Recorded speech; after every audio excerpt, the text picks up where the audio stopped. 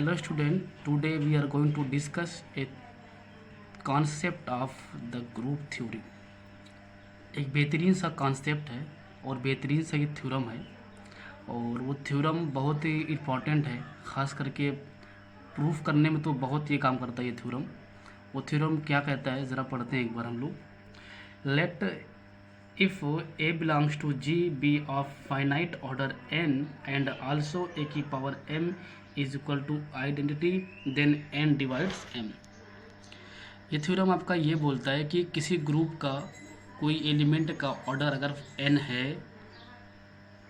और also a की power m equal to identity, then जो आपका n है वो m को डिवाइड करता है, थ्योरम बोलता है। सबसे पहले इसका हम लोग प्रूफ करेंगे, उसके बाद इसके कुछ एग्जांपल्स के बारे में हम लोग बात करने वाले हैं। तो let a belongs to G be any elements of G and order of a equal to n. मैंने क्या किया कि मैंने इस ग्रुप का कोई एलिमेंट ले लिया और जो उसका ऑर्डर ऑफ ए एन मुझे दिया गया है, ऑर्डर ऑफ जो ए इक्वल टू एन मुझे इस हाइपोथेसिस में दिया गया है। मतलब कि दिस इज़ माई हाइपोथेसिस।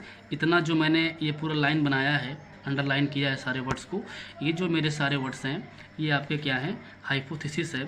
और दिस इज़ माई कंक्लूज़न, जो ये मेरा n divides m, this is my conclusion. तो ये मेरा हाइपोथेसिस है और ये मेरा कंक्लूजन है, मतलब ये मुझे दिया गया है और ये मुझे प्रूफ करना है। तो इसका प्रूफ लिख रहा हूँ मैं कि let a belongs to G be any element of group of, किसी ग्रुप का कोई क्या है, एक एलिमेंट है, and order of a is equal to n. कैसे? वो तो मुझे दिया गया है, वो तो मुझे हाइपोथेसिस में क्या किया गया है, दिया गया है कि ऑर्डर ऑफ ए जो है वो तो एन आएगा, वो तो दिया गया है। अब ऑर्डर ऑफ ए अगर एन आएगा तो एन क्या होता है, इसकी जो डिफिनेशन होती है किसी ग्रुप के किसी एलिमेंट का जो ऑर्डर होता है उसकी जो डिफिनेशन होता है, एक बार उसको आप किताब में देख सकते हैं वो क्या है। तो एन जो होता है आपका वहाँ पर वो सबसे स्मॉलेस्ट पॉजिटिव इंटीजर होता है, सच दैट ए की power n equal to identity आता है। तो ए जो एन होता है वो सबसे स्मॉलेस्ट पॉजिटिव इंटीजर होता है। अब इसको थोड़ा सा मैं यहाँ पे रखता हूँ। अब मुझे प्रूव करना है क्या, n डिवाइड्स m, मतलब मैं कुछ ऐसा काम करके इसमें काम कर दूंगा, इस थ्योरम में मैं कुछ ऐसा काम कर दूंगा कि मेरा जो n है वो m को डिवाइड करेगा। मुझे ये काम करना है इस थ्योरम में। तो by division algorithm, by division algorithm, ठीक है, बाय डिवीज़न एल्गोरिथम, जो आपका डिवीज़न एल्गोरिथम होता है इस थ्योरम में यूज़ होने वाला है, जो कि आप क्लास 10th में पढ़ते हो, क्लास 11th 12th में ये कई बार ये इसका यूज़ होता है, ख़ास करके ये प्रूफ में बहुत काम करता है। तो इसका मैं यहाँ पे एप्लीकेशन दिखा रहा हूँ कि डिवीज़न एल्गोरिथम आपका किस तरह से काम करता है। m equal to n Q plus r, where r is a remainder, ठीक है, और क्यू फॉर क्वोशेंट, ठीक है। तो मुझे डिवाइड करना है कि मुझे ये प्रूव करना है कि n जो है m को डिवाइड करता है। तो मैं अगर r को ज़ीरो कर दूंगा, इस रिमाइंडर r को मैं अगर ज़ीरो कर दिया तो जो डिविजिबिलिटी का जो सारा काम होता है इंटीजर में होता है।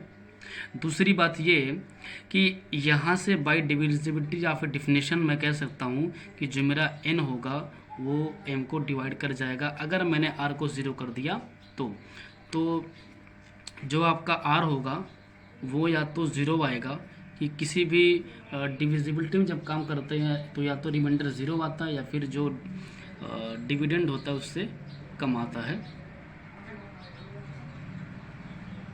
तो ये मेरा हो जाएगा n से ये मेरा कम ही आएगा, ठीक है। तो नाउ क्या कि इफ़ वी कैलकुलेट ए की पावर m, तो ए की power n Q plus r, ठीक है। तो इसको थोड़ा सा मैं खोल सकता हूँ, इसको थोड़ा सा मैं खोल सकता हूँ, इसको थोड़ा सा मैं अगर खोल दूँ, इसको थोड़ा सा मैं खोल दूँ अगर, तो मेरा काम बन जाएगा। तो क्या ए की power N Q plus are is equal to identity by hypothesis, by hypothesis, है ना, वो तो मुझे दिया गया है। तो यहाँ से मैं कहूँगा कि ए की power N Q plus are is equal to identity, फिर यहाँ से मैं कहूँगा A N Q into A R is equal to identity, फिर इसको लिख सकता हूँ मैं ए की पावर एन की पावर क्यू इंटू ए की power are is equal to identity. और जो मेरा ये ए की पावर एन है वो तो इस हाइपोथेसिस से बाय दिस हाइपोथेसिस, ये तो आपका हो जाएगा, क्या हो जाएगा, ये आपका ई हो जाएगा, ठीक है। और तो ई इंटू करूँगा किसी भी एलिमेंट से, वही एलिमेंट आएगा। तो यहाँ से मैं कह सकता हूँ ए की power are is equal to identity. अब मेरी बात आप बहुत ध्यान से सुनना। अब जो बात बोलने वाला हूँ मैं कि एन तो मेरा सबसे स्मॉलेस्ट पॉजिटिव इंटीजर है, एन तो मेरा सबसे स्मॉलेस्ट पॉजिटिव इंटीजर है, सच दैट ए की power n is equal to identity. और जो मेरा ये रिमाइंडर आर है वो या तो ज़ीरो आएगा या फिर एन से कम आएगा।